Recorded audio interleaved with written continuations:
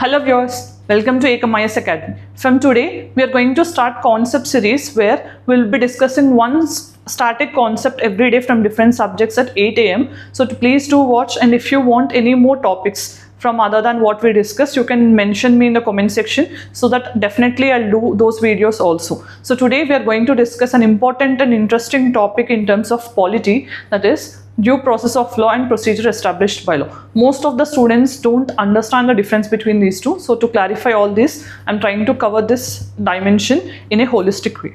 Let us understand. So first thing, we need to understand what is the difference here. So I'll try to explain in the form of a tabular format. So you just understand the procedure established by law and due process of law. Let us understand by taking some example. So in a situation, there is one allegation related to one murder or something. So the police got an information that a woman has committed a crime. So in that situation, so when the police have reached that particular place of that particular alleged crime and all, so the woman house and everything, so they have reached by around 5:59 p.m. Okay, that means it has near 6 p.m. Then they have searched and they have arrested that woman after 6 p.m. So then this was questioned in the court. So someone from the side of woman has questioned that she was arrested after 6 p.m. which is not correct, and then police has said like we have reached earlier but the woman did not respond immediately and we have taken time. So this is an instance, right? So in this, what is the correct stand? Is it the correct stand of the woman or is it the stand of the police? So this is the application of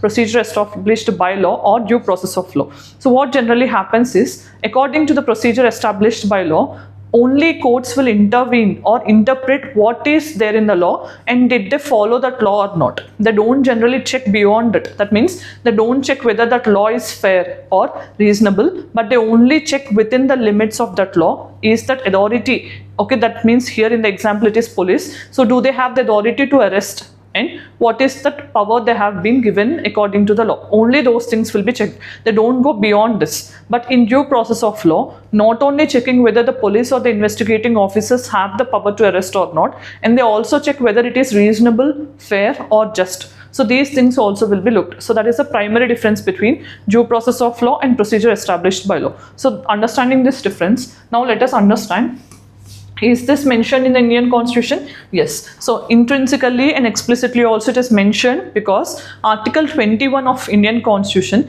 which is also the part of Golden Trinity, 14, 19 and 21. Three articles are considered to be Golden Trinity of Indian Constitution. So Article 21 reads, no person shall be deprived of his personal life and liberty except according to the procedure established by law. That is the frame of Article 21. So that means it is mentioned in the Constitution clearly, but whereas due process of law is not clearly mentioned. Then if you see in terms of scope, this is having very less scope compared to due process of law, and it is wider in scope compared to procedure established by law. Then what is the source from where we have taken this feature or borrowed?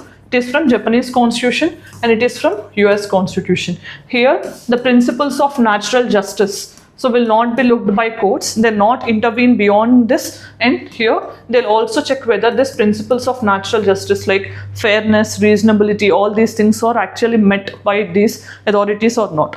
That means generally procedure established by law will only be checked against the executive actions. They don't go beyond this, but here in not only executive, this intervention can also be in the terms of legislature. That means whether that law that was brought is also fair, reasonable or not. So these things will be checked. So in which particular case we have this mainly upheld by the Supreme Court, ADM Jabalpur case. It was upholded that procedure established by law is also part of Article 21. But in Maneka Gandhi case, for the very first time, Supreme Court has understood that it is very less in scope. So you cannot satisfy the principles of natural justice if you only abide by procedure established by law, and subsequently they have said we are shifting to due process of law. That means which has a wider scope. So that is how in Indian Constitution as on date we also have procedure established by law and along with due process of law. So this is a concept static topic from polity for today's discussion.